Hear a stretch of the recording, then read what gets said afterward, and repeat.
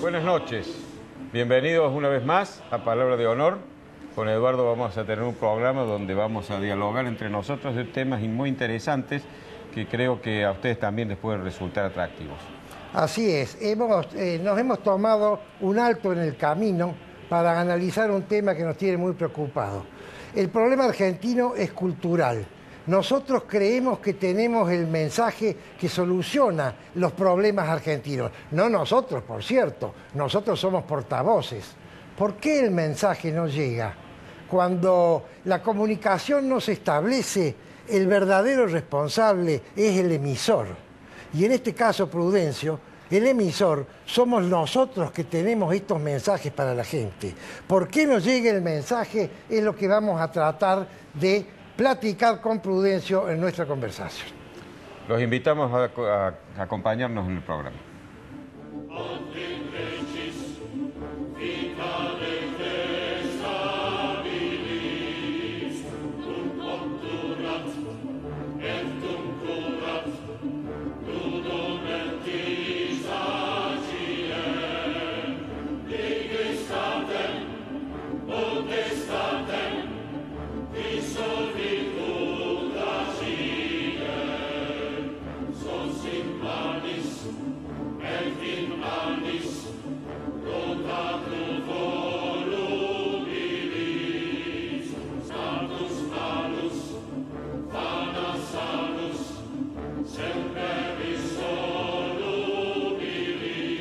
La semana pasada el avispero político se revolvió bastante con motivo de la presentación de un libro, de una autobiografía del ex gobernador, el doctor Angelos. No tanto por el libro, cuyo contenido la gente todavía no había leído, yo tampoco lo he leído. Libro que espero que sea útil, incluso para los historiadores de mañana, porque el doctor Angelos ha sido un hombre que ha tenido un papel protagónico en la política de Córdoba y de la Argentina, y que evidentemente sus memorias, más allá de toda la subjetividad que siempre las memorias de una persona tienen, por la simple razón de que nadie se denuestra a sí mismo, el doctor Angelos es un hombre que es inteligente, que seguramente va a aportar al conocimiento de ese periodo en que le tocó actuar. Ahora, sus declaraciones en la radio, en Cadena 3, suscitaron una serie de controversias, de discusiones dentro del seno del propio Partido Radical y de gente también allegada. Lo primero que quiero decir es que creo que el doctor Angelos equivocó un par de cosas.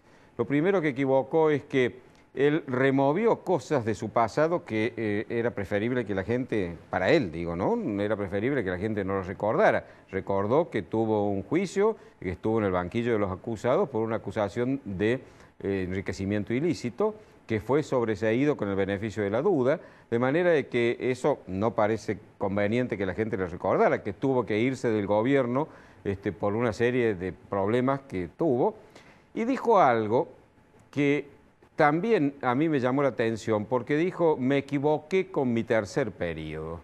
Me obligaron las circunstancias, me presionaron mis amigos, me dijeron que yo tenía que volver a hacerlo y me equivoqué. Pero se confesó equivocado midiéndolo desde su conveniencia personal. Es decir, lo que él estaba diciendo es, no me convino, no fue bueno para mí haberme postulado y haber gobernado 3 veces consecutivamente. Lo que me parece que le faltó decir es que no fue bueno tampoco para Córdoba, porque es el único gobernador en la historia de la provincia que tuvo 3 periodos constitucionales sucesivos, cuando la Constitución solo preveía 2. Es decir, nos acordamos todos, los que en esa época, a mí me tocó, yo era senador en esa época, me tocaba ser opositor, fui firmemente opositor del doctor Angelos, de manera que creo que tengo autoridad para poder hablar de este tema, porque cuando él estaba en la cúspide del poder, yo ejercí la oposición con firmeza. No dijo que hubo una interpretación absolutamente fuera de lugar de un superior tribunal complaciente, presidido por un hombre que pasaba de presidente del Superior Tribunal a candidato convencional, presidía la convención desde el bloque radical y volvía al Superior Tribunal a ser presidente, un Superior Tribunal que convalidó una candidatura, una tercera candidatura consecutiva que la Constitución no permitía. y con un artilugio, un subterfugio casi, lo convalidaron. Y bueno, la consecuencia fue mala para él y mala para Córdoba. No es bueno que un hombre se perpetúe en el poder porque eso no es republicano. Ahora, lo que suscitó la controversia fue una frase que dijo en esta entrevista radial a la que me he referido con respecto al doctor Mestre Padre. Dice que el doctor Mestre Padre, siendo gobernador, no lo ayudó o por omisión le permitió al fiscal general que impulsara la investigación y la acusación por la causa que se lo juzgó por enriquecimiento ilícito. Ahora, sorprende que el doctor Angelos dijera eso. ¿Qué pretendía? ¿Cuál es la idea del doctor Angelos? ¿Que el gobernador Mestre debió haber presionado al fiscal general o haberlo condicionado para que lo ayudara y evitara la persecución penal? ¿Que debió haberlo favorecido desde el poder influyendo sobre la justicia como gobernador? Si eso es lo que quiso decir que era un error del doctor Mestre, me parece que en el fondo terminó siendo un elogio. Pero lo más sorprendente es que los hijos del doctor Mestre, el actual intendente municipal y un diputado nacional, salieron indignados a decir que su padre los estaba calumniando, que estaba diciendo cosas de su padre que eran calumniantes. ¿Por qué es una calumnia decir que no influyó sobre la justicia en un proceso a su correligionario? ¿O ellos piensan que la conducta correcta de un gobernador, cuando un correligionario es acusado y procesado por la justicia, es presionar a la justicia para que sea benévola con él? Realmente esto me preocupa sobremanera y creo que esto revela que en la clase política hay una conciencia ética de que primero está favorecer al correligionario y después defender el interés público y la ética republicana.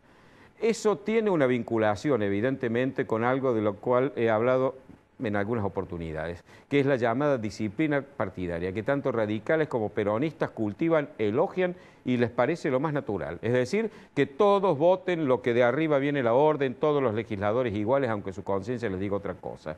Esto también es parecido. Es decir, primero está defender al correligionario cuando es acusado por la justicia por un delito y después respetar la independencia del Poder Judicial y dejar que el sistema republicano actúe como debe actuar.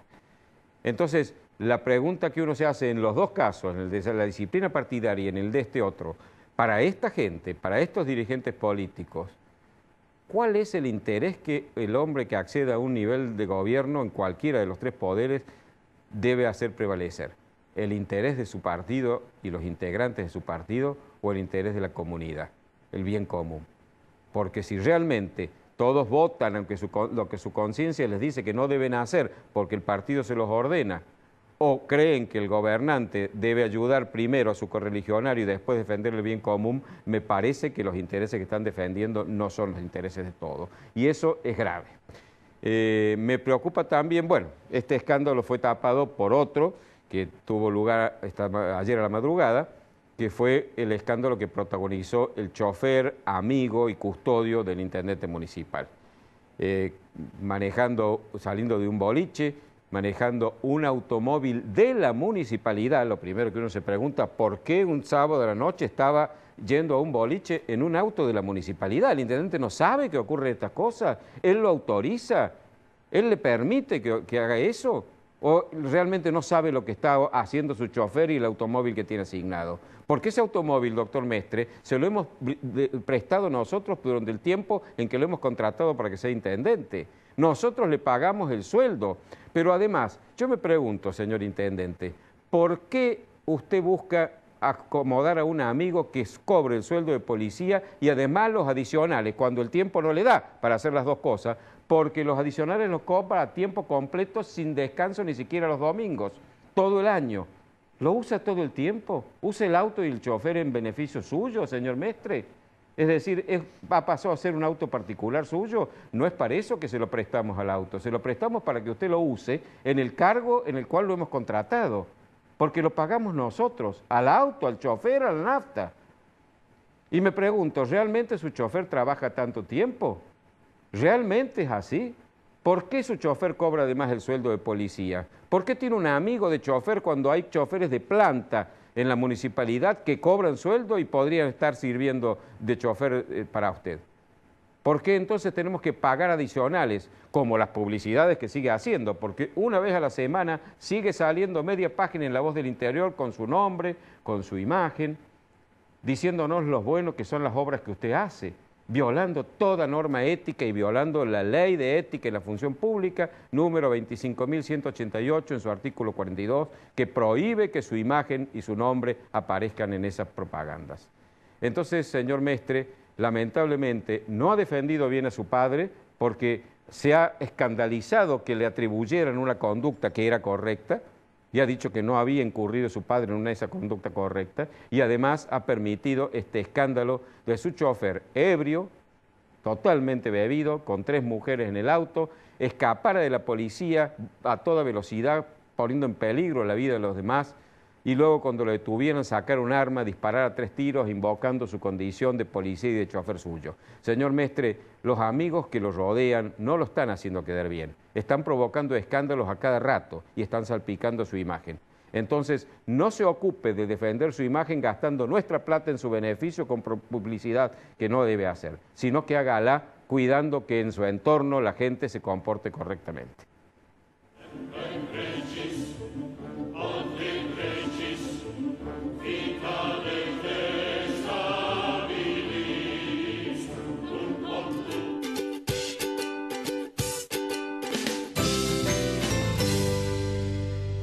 Moretti Allende, Ibáñez Padilla, Administración de Propiedades y Consorcios. Claridad y confiabilidad. Moretti Allende, Ibáñez Padilla. Maluf y Asociados, Desarrollos Inmobiliarios Integrales, 40 años, desarrollando emprendimientos de calidad. Obispo Salguero, 775, Planta Baja, Nueva Córdoba. Teléfono 0351-460-2381.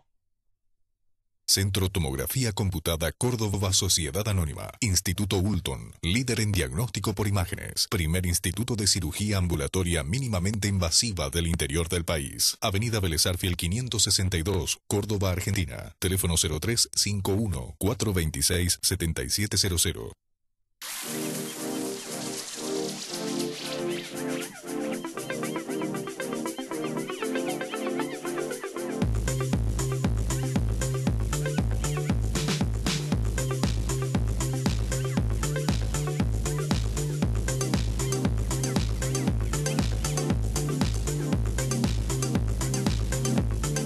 AutoCity. Los autos evolucionan. El lugar donde encontrarlos también.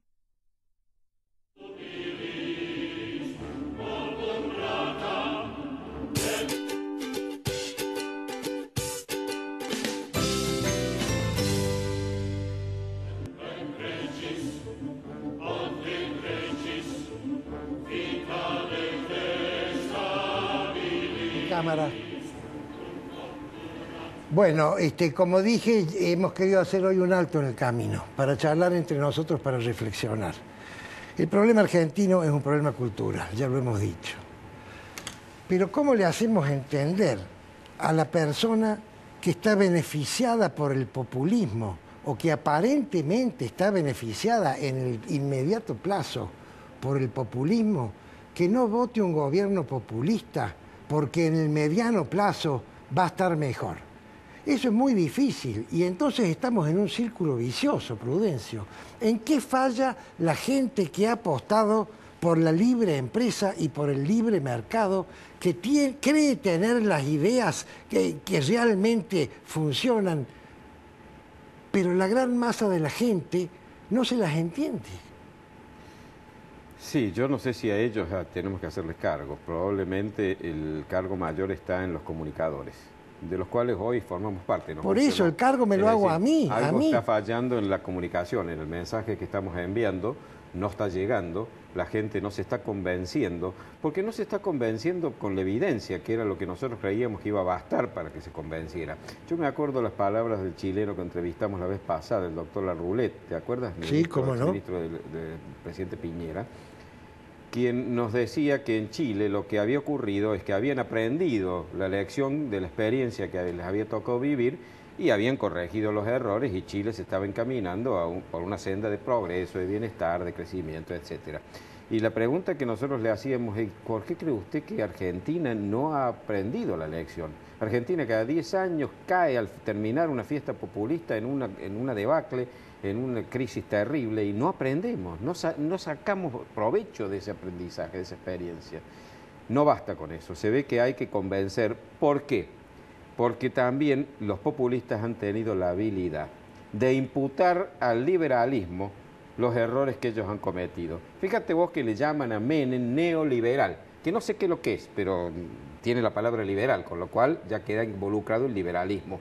Menem neoliberal, nunca se llamó así Menem es peronista, todos los peronistas vienen detrás de él, es el arquetipo del peronista. Entonces, ¿cuál es la razón por la cual le llaman neoliberal? Pero han tenido éxito, el liberalismo ha quedado desprestigiado después de Menem. Los peronistas han tenido dos habilidades.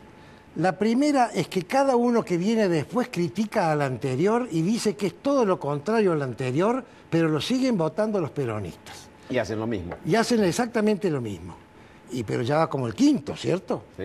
Y la segunda habilidad, que esto por lo menos la ha tenido Perón, quizás sus sucesores no, es que son personas que saben manejar la empatía.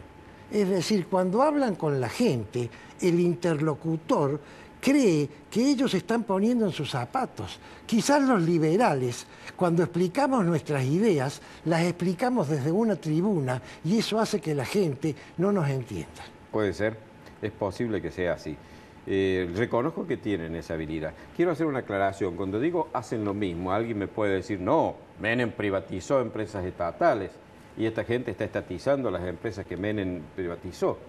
Sí, cuidado. Estos impulsaron la privatización de las mismas empresas que están estatizando cuando era Menem presidente. De manera de que siempre hacen lo mismo. ¿Por qué? Porque lo hacen de ida y de vuelta. Lo hacen cuando privatizan y lo hacen cuando estatizan. ¿Cómo privatizaron?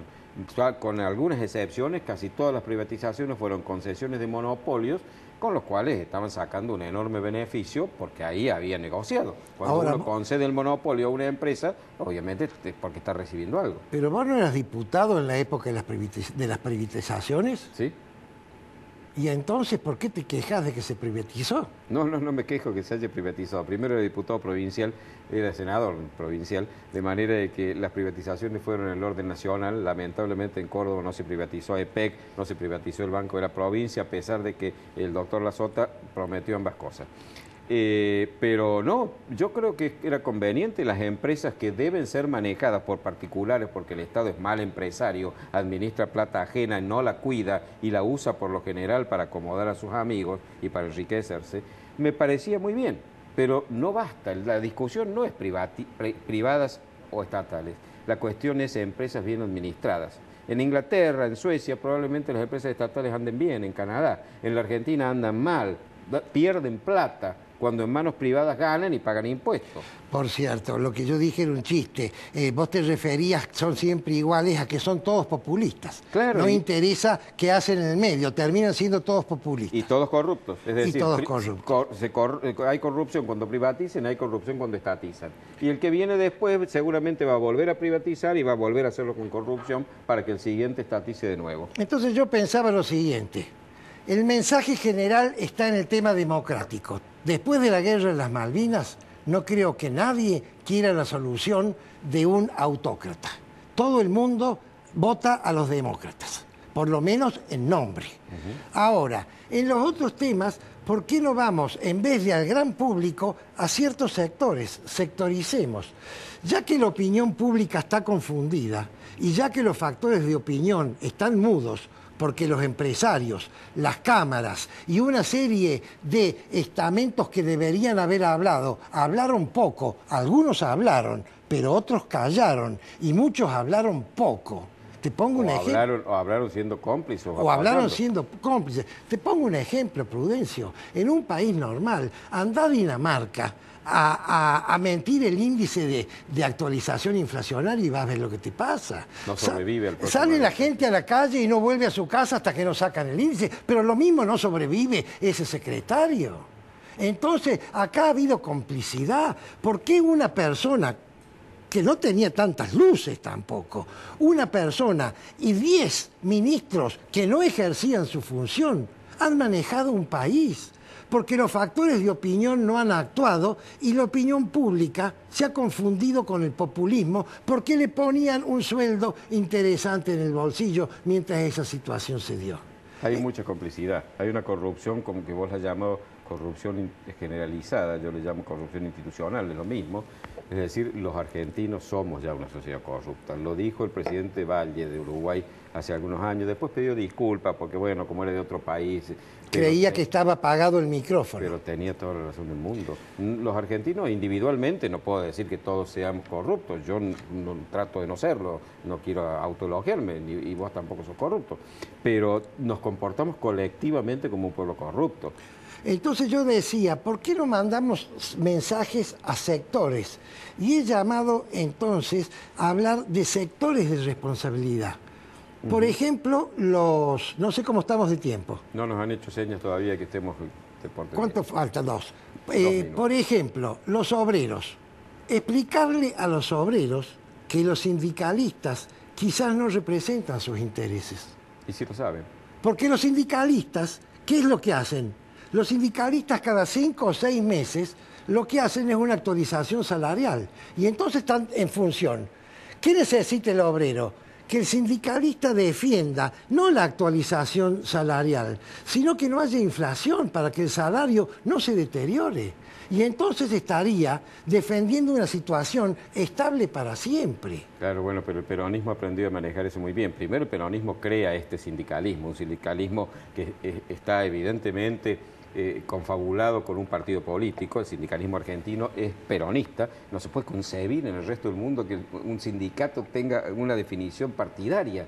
En cualquier país civilizado, un sindicato no puede tener manifestaciones partidarias porque representa gente de distintas convicciones, de distintos pensamientos. Acá el sindicalismo es peronista, las 62 organizaciones, todo es peronista.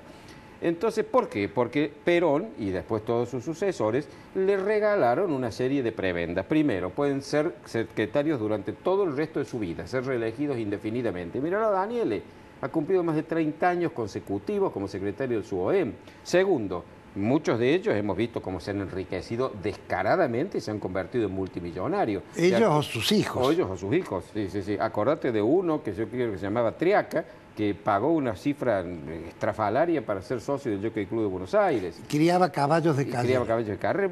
Ha habido un montón de eso. Uno que dijo, yo me borro, ¿te acuerdas? Porque, bueno, todo eso sigue hoy más calladamente porque, bueno, han aprendido que la gente no quiere tampoco esa ostentación.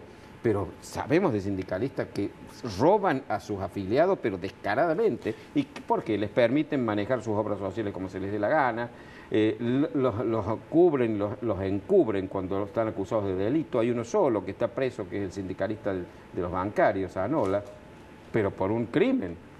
De manera de que esto vamos a seguirlo. Sí, pero antes de cortar, las obras sociales no se las dio Perón, se las dio un general que tenía mostachos. No sé si te acordás. Que soñaba con ser el nuevo Perón. Así es. Esto se me corta.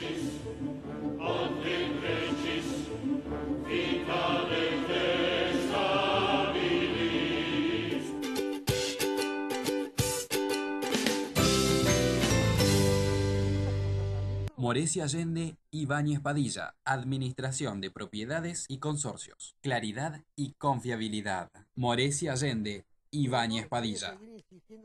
Centro Tomografía Computada Córdoba Sociedad Anónima. Instituto Ulton, líder en diagnóstico por imágenes. Primer instituto de cirugía ambulatoria mínimamente invasiva del interior del país. Avenida Vélez Arfiel 562, Córdoba, Argentina. Teléfono 0351 426 7700.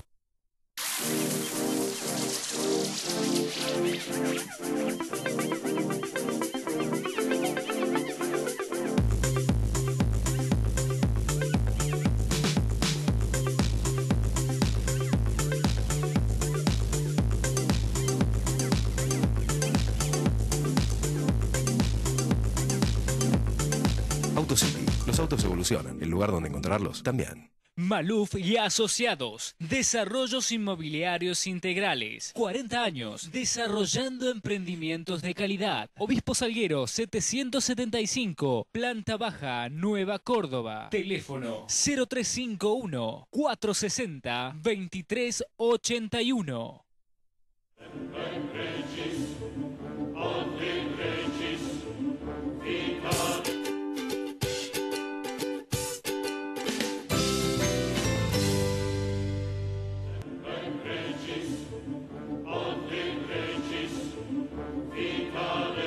¿Ves que esto no me sirve? Bueno, la pregunta entonces, Prudencio, sería la siguiente.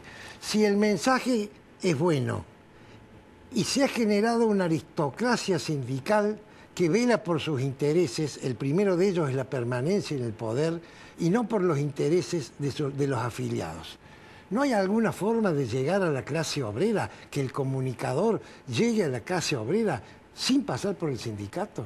Yo creo que sí, los medios de comunicación no tienen el filtro del sindicato. Es decir, el hombre sindicalizado, la mujer sindicalizada, recibe el mensaje no a través del gremio. De manera que la oportunidad está, yo creo que tenemos que saber aprovecharla. No sé si nosotros seremos capaces de hacerlo, bueno, pero yo tengo la ilusión de que en algún momento, no en algún momento, sino que con la insistencia, haya mucha gente de distintas actividades que esté sindicalizada, que adviertan que por ese camino los que se están beneficiando son los sindicalistas, no los representados. Yo me refería a si no hay asociaciones obreras que no estén... Bueno, esa es una de las trampas. Hoy hay un solo sindicato reconocido por actividad. Además está la cuestión de las paritarias son perversas porque se hacen todas en Buenos Aires, todas a escala nacional y todas iguales. Es decir, no importa la empresa grande, que la pyme o la microempresa, todos tienen la misma paritaria. Que sea Jujuy o que sea la capital federal. Formosa o la ciudad de Buenos Aires. Entonces todo se cocina en Buenos Aires con una pauta dada por los sindicalistas, que son gente que viene de las grandes empresas y de Buenos Aires. Entonces está todo también centralizado y desde ahí se maneja absolutamente todo. Al gremialista no lo vamos a convencer porque el gremialista está beneficiado con este sistema. ¿Y a una segunda capa de gremialistas? No, porque aspiran a ser el secretario general de su gremio, enriquecerse y adquirir el poder que tienen aquellos a quienes quieren reemplazar. Hay que llegar al sindicalizado, es decir, al que presuntamente está representado por ese gremialista que no lo representa bien.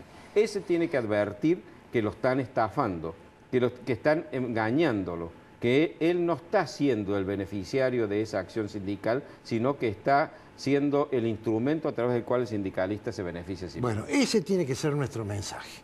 Pasemos a otro grupo de responsabilidad, las amas de casa.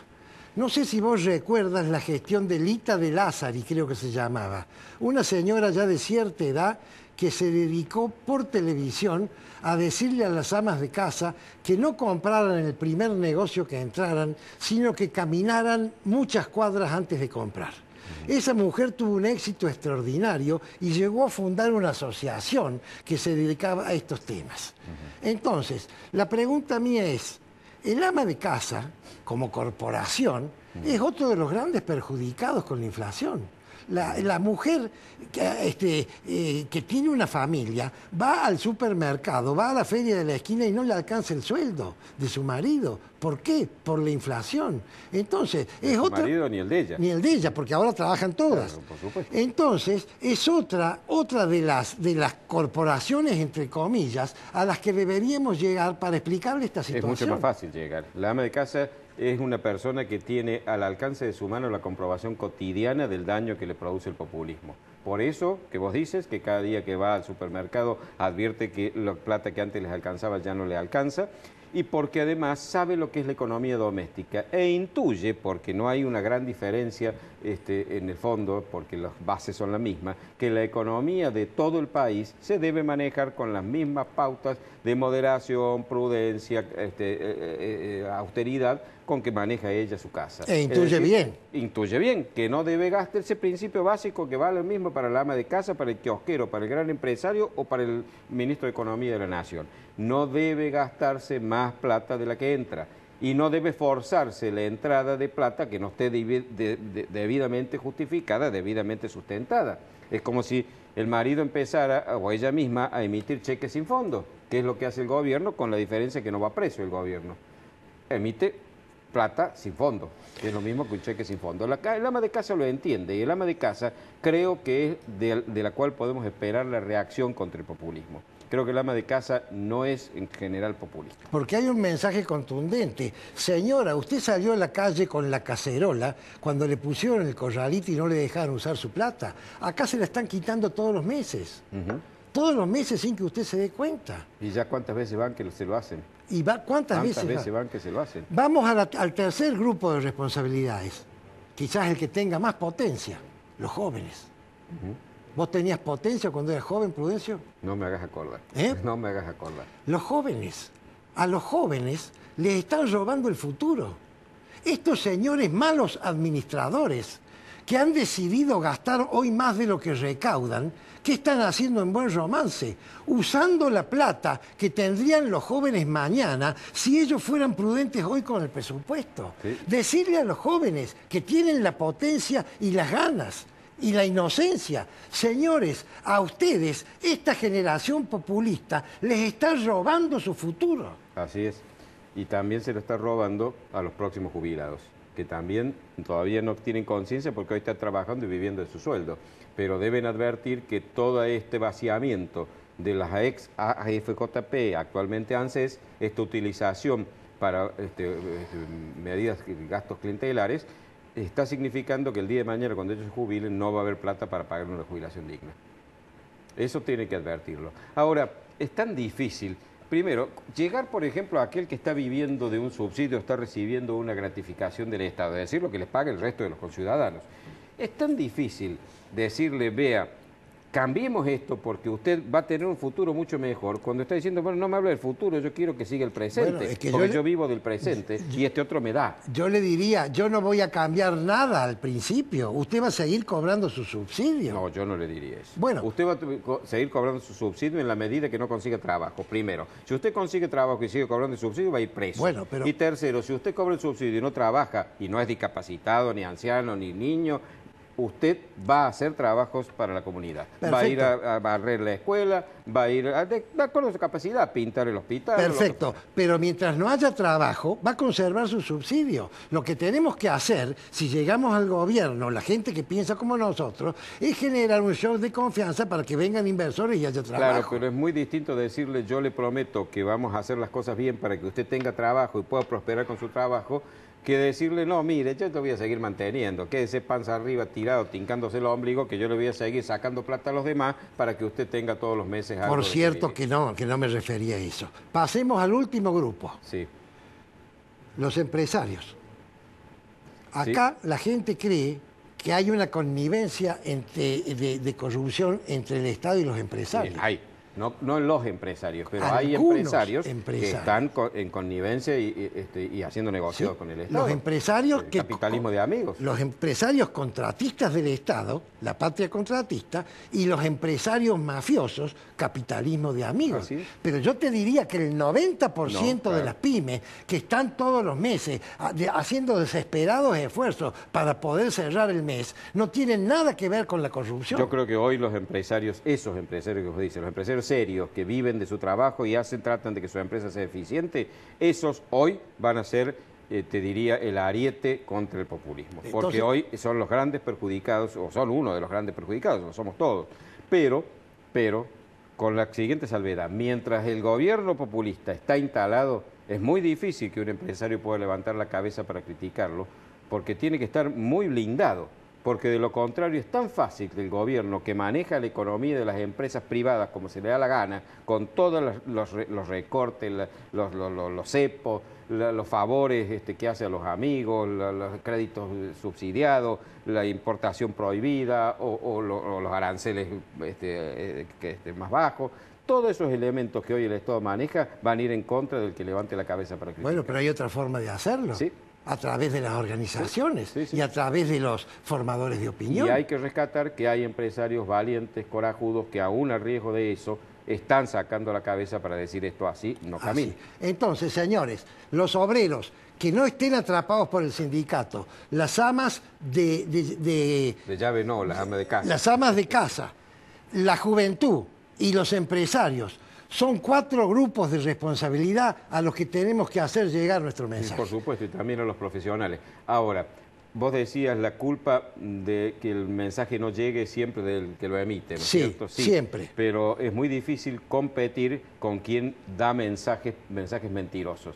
Y esa es la tónica del peronismo. Exacto. Menem decía, después que ganó la elección la primera vez de presidente, dijo, si yo hubiera dicho lo que iba a hacer, no me habría votado nadie. Así es. Y Kirchner decía, no escuchen lo que yo digo, sino miren lo que yo hago. Es decir, mienten. Así es. Exactamente. Y la primera prueba que es muy difícil competir es que se nos acabó el tiempo, Prudencia. Así es.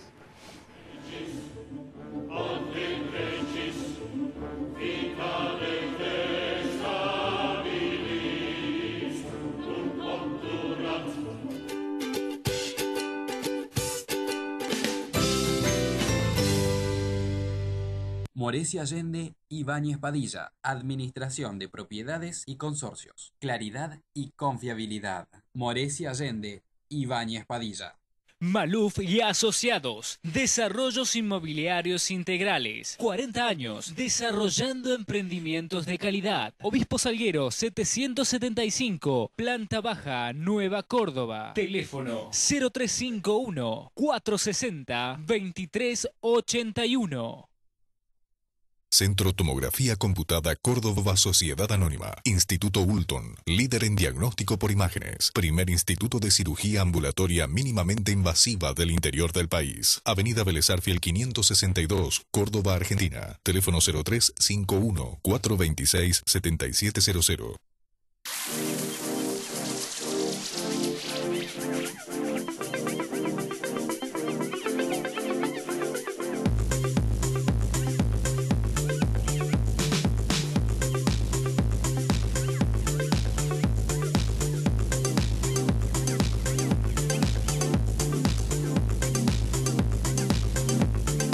AutoCity. Los autos evolucionan. El lugar donde encontrarlos también.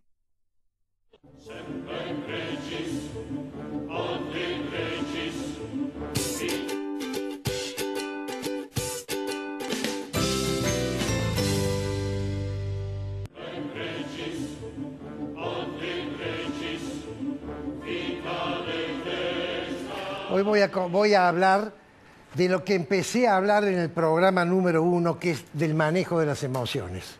Y ustedes dirán, este tema no es exactamente político. No es exactamente político y es absolutamente político. Uno de los mejores gobernadores de las últimas épocas, que pertenece a un partido que no gobierna en este momento, no fue reelecto porque no supo manejar sus emociones. Quiero decirles que la idea que se genera en el cerebro genera la emoción, que genera la acción, que genera el resultado. De manera tal que para tener un resultado hay que tener una idea que ha seguido todo este camino y que ha generado ese resultado. Y este fenómeno, como muchos fenómenos físicos, es reversible. De manera tal que una persona que logra buenos resultados repite las acciones que generan emociones y que le hacen tener nuevas ideas cada vez mejor.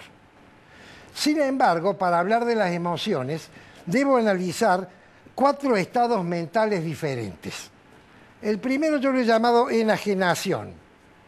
La enajenación describe el disloque de la idea.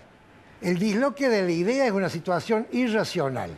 Esta situación no la voy a analizar en el manejo de las emociones porque es un problema médico.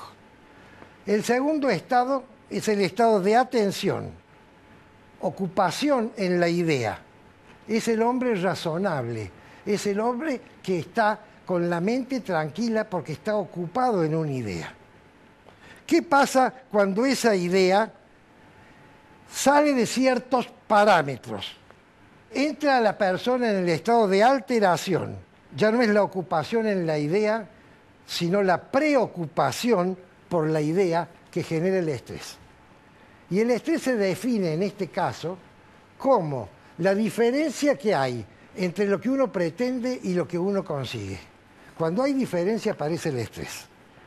¿Cómo solucionar entonces el problema de la preocupación por la idea en teoría del comportamiento? Con la meditación. Y la meditación es el manejo de la idea. Y hay 7 métodos, que es lo que yo quiero comentar con ustedes.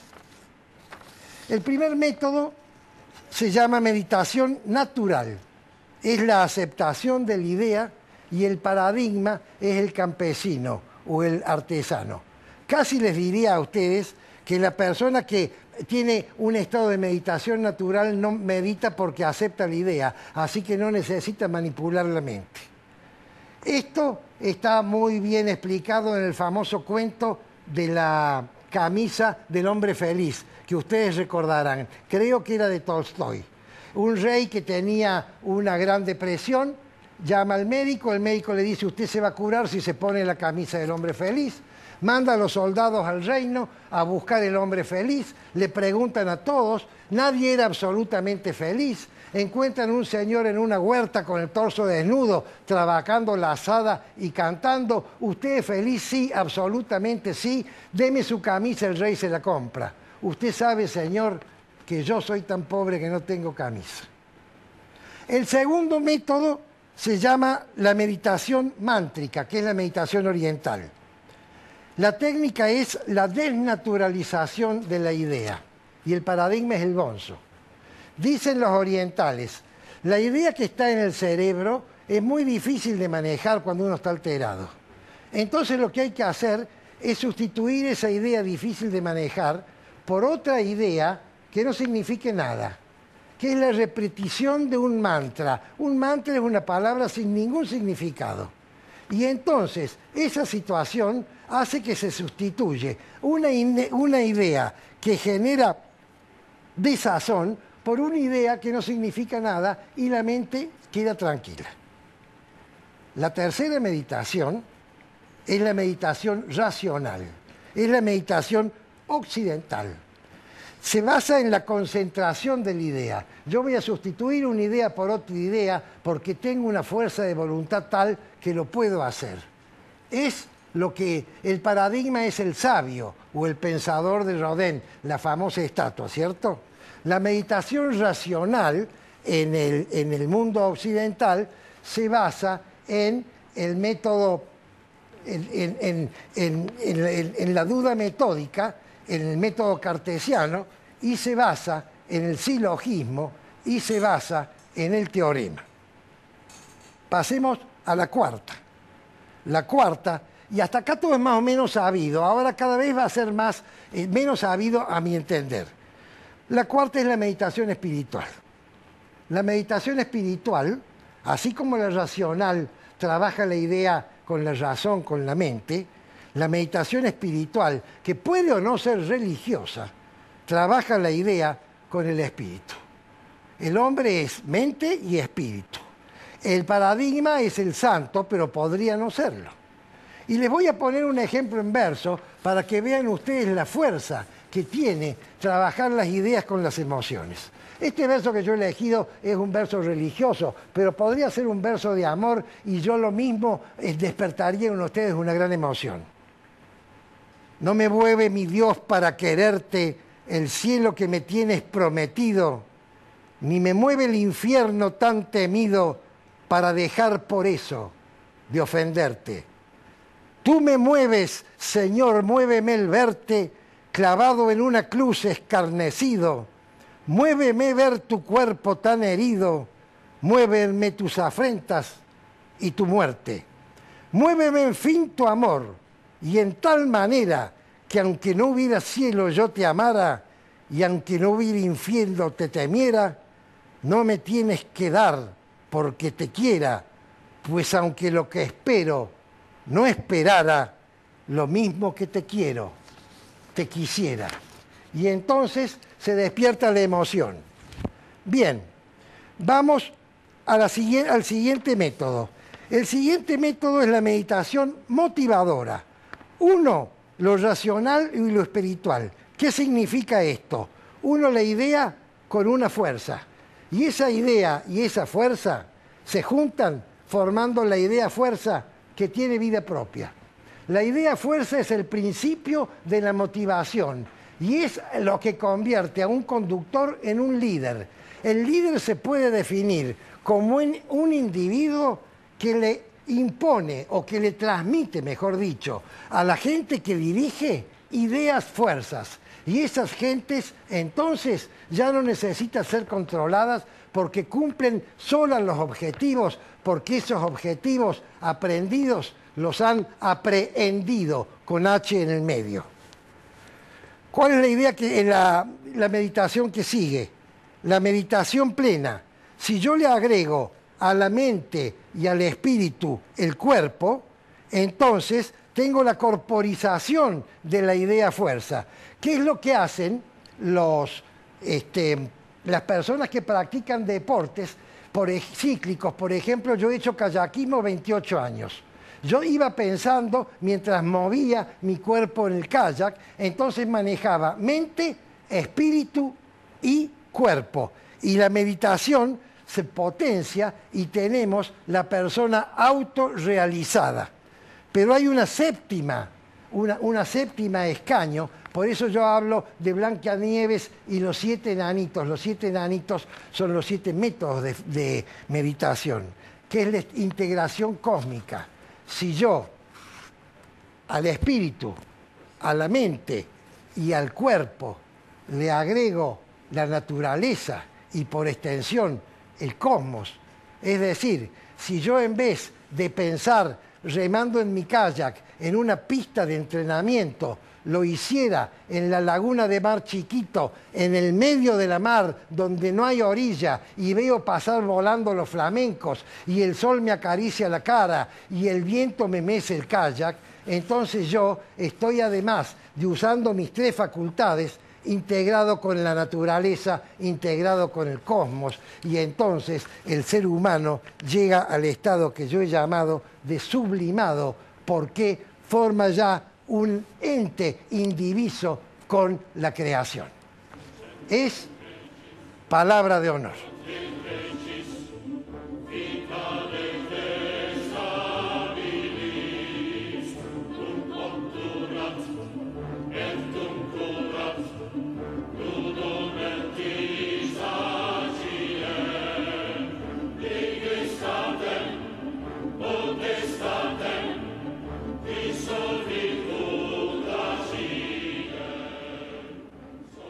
Yo quisiera esta vez hablarles de un tema que ni es político, pero sí es cultural. Quiero hablarles de la defensa de nuestro idioma, de la lengua que hablamos. Y quiero decirlo porque antes tengo que hacer una advertencia. No quiero que ustedes piensen que yo soy un patriotero, un chauvinista, un xenófobo, que quiero prohibir otras lenguas. No, soy un admirador de las personas que hablan muchas lenguas. Me parece que el inglés es una lengua que se ha impuesto como la lengua de integración internacional, es decir, los pueblos que no hablan la misma lengua se entienden a través del inglés. Me gustaría, y lamento no haberlo hecho, haberlo estudiado mejor para hablarlo con más fluidez. He hecho que mis hijos lo estudien y afortunadamente lo hablan con mucho más fluido que yo. Y no me opongo a que utilicemos palabras en inglés porque hay una serie de actividades, una tecnología que han desarrollado, sobre todo en los Estados Unidos de Norteamérica, que ha hecho que se incorporen palabras que nuestro idioma no tenía, o por lo menos no lo tenía con ese significado. Sería ridículo que yo les diga que en el lugar de hablar de software habláramos de herramientas blandas, o que en el lugar de fútbol dijéramos balompié. Es decir, creo que debemos incorporar palabras de otras lenguas. La globalización nos permite hacerlo cuando es necesario. Pero me parece que cuando no es necesario, no tenemos por qué hacerlo, porque es importante tener en cuenta que el patrimonio cultural intangible más importante que tenemos es la lengua que hablamos. La más importante, y en este caso el español, la lengua en la cual nos entendemos todos los argentinos, aquella gente que habla también otras lenguas.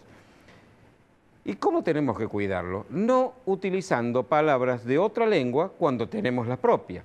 Y lamentablemente está ocurriendo que estamos sustituyendo nuestras propias palabras, las propias palabras de nuestra lengua, por las de la lengua inglesa, que reitero y no quiero cansar a nadie, no estoy dispuesto a permitir que nadie prohíba que alguien escriba, hable en inglés. No, yo soy liberal y voy a defender a aquel que quiere expresarse en el idioma que quiera. No quiero prohibiciones, ni quiero aquellas fantochadas que alguna vez hemos vivido de tener que en los medios de comunicación incorporar un porcentaje de música hablada en español, de música nacional, que hay que traducir todas las series de televisión o las películas para que se digan, se hablen en español. No quiero eso, no hay patrioterismo, no hay chauvinismo en mi planteo. Pero hay cosas que realmente me llaman la atención. ¿Por qué, por ejemplo, decimos, en el lugar de decir reparto, decimos delivery? ¿Por qué si tenemos reparto y que estés más corta, tenemos que decir delivery? ¿Por qué utilizamos, por ejemplo, palabras como sale en el lugar de decir liquidación? ¿Por qué decimos off en el lugar de decir descuento? ¿Por qué utilizamos esas palabras si nuestra lengua tiene palabras mucho más ricas? Y que además las conocemos. Además, es la lengua en que nos entendemos. Si me dicen que un comerciante que recibe en su comercio turistas que hablan lenguas extranjeras, lenguas diferentes, y tiene que poner para que les entiendan también avisos en inglés, me parece excelente, pero el 95% de la gente que compra en los comercios de nuestro país, y sobre todo de acá de Córdoba, que es turística, pero no tanto, habla español. Entonces lo más lógico es que sean puestos los letreros en español. ¿Cómo podemos inducir a esto? Bueno, primero haciendo crear conciencia. Hemos llegado a veces a extremos que realmente suenan casi ridículos. En las fotografías que vamos a ver ahora, van a ver ustedes dos imágenes y me van a decir de dónde suponen que son. Por ejemplo, vean esta que estamos viendo en este momento. Ahí que dice, love, place, skate, Merry Christmas. Y la siguiente, que dice cosas como, find some run to love, meet your soulmate, I'm dynamic, strong and very supportive, adaptable and very flexible. Ustedes suponen que esto puede estar hecho, qué sé yo, en Arizona, en Texas, en Liverpool. No, esto está en una vidriera de la ciudad de Córdoba, República Argentina, de nuestra ciudad. ¿Por qué tenemos que utilizar todo en una lengua extraña, en una lengua que no es la nuestra, que no hace falta? Porque si bien hay gente que la entiende, y en buena hora que cada día sean más, esa gente, en el 95%, habla español. Entonces, transmitámosle esos mensajes en nuestra propia lengua. Pongamos a los comercios un nombre en nuestras lenguas, la lengua que hablamos habitualmente o algunas de las lenguas de los pueblos que habitaban antes de la llegada del hombre blanco en nuestro país. Eso sería lo lógico. ¿Cómo hacerlo? Insisto, nada de prohibiciones, nada de castigar o ponerle trabas al que quiera hacerlo de otra manera. Cada cual lo haga como quiera. Pero podríamos, por ejemplo, incentivarlo. Se me ocurre pensar que la municipalidad podría, por ejemplo, a quienes pongan a sus comercios nombres en lengua española o en lenguas aborígenes autóctonas, o usen también esas mismas lenguas para poner en sus vidrieras los avisos de liquidación, de descuento, de beneficios o lo que fuere, que les hagan un descuento, una quita en los impuestos que paguen. Con lo cual, a través del estímulo, del incentivo, estaremos ayudando a que nuestra lengua, la lengua en la cual hablamos, la lengua en la cual nos entendemos, se preserve porque es nuestro instrumento de comunicación más valioso y, repito, es nuestro patrimonio intangible más importante.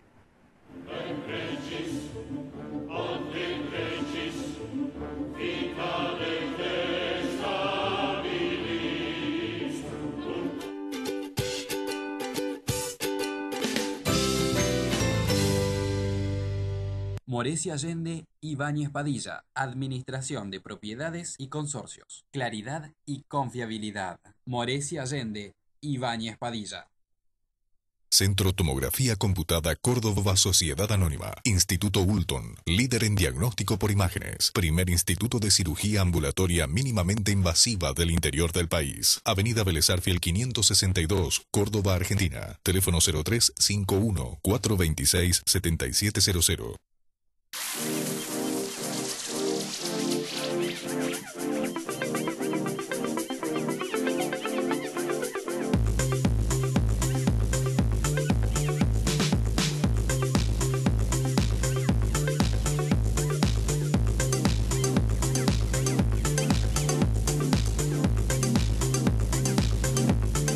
AutoCity. Los autos evolucionan. El lugar donde encontrarlos también. Maluf y Asociados, Desarrollos Inmobiliarios Integrales. 40 años desarrollando emprendimientos de calidad. Obispo Salguero 775, planta baja, Nueva Córdoba. Teléfono 0351 460 2381.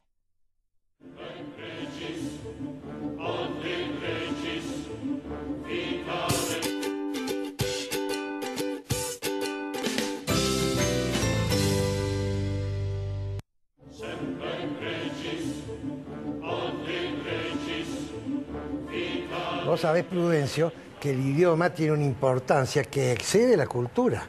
Dicen los antropólogos que el pensamiento de Homo sapiens no podría llegar a ser lo que fue si no hubiese tenido una traducción a un idioma, que el pensamiento termina de completarse cuando se traduce a un idioma. Absolutamente. El único ser de la creación que tiene el lenguaje hablado es el ser humano. Creemos. Podría ser, ahora dicen, que quizás el delfín, pero nos quedemos con el ser humano para no confundir a la audiencia. Si el delfín tuviera lenguaje hablado, lo habríamos interpretado. Habríamos podido comunicarnos con él como nos podemos comunicar con la gente de otras lenguas. Puede ser, pero volviendo al tema entonces, el pensamiento pareciera ser que se termina de perfeccionar cuando la idea pura se transmite a un código que es el idioma. Así es, el chico adquiere conciencia de sí mismo y de su entorno cuando ha aprendido a hablar. Y como conclusión, si el idioma es rudimentario, pensemos ahora los chicos en los mensajitos, se pierden las posibilidades de las diferentes alternativas. Sí, de todas maneras en el lenguaje hablado los chicos no hacen abreviaturas y siguen hablando, no necesariamente lo bien que uno quizá querría, no aprovechan la riqueza del idioma, pero eso es un problema de educación. Eso no es un problema de cada uno de ellos, sino que no han recibido la educación adecuada. Pero yo, mira, en la investigación histórica suelo tener en mis manos documentos del siglo XVI, del siglo XVII, abreviaban las palabras. La Q con una E arriba era que, don era D con una N arriba, san era S con una N arriba. Así que no te preocupa las modalidades de nuestros jóvenes. No me preocupa porque además son pasajeras. Es una moda que está ahora, cada generación tiene la suya y no, eso no creo que altere. Mientras los eduquemos bien y ellos sepan manejar, sacar del idioma lo mejor que tiene para dar, entonces no me preocupa. Bueno, entonces me dejas mucho más tranquila. Bueno, ha terminado el programa, espero que les haya gustado. Quedan varias conclusiones para reflexionar sobre lo que hemos hablado con Prudencio, lo iremos reflexionando en distintos programas y bueno, nos veremos próximamente el lunes que viene, si Dios quiere.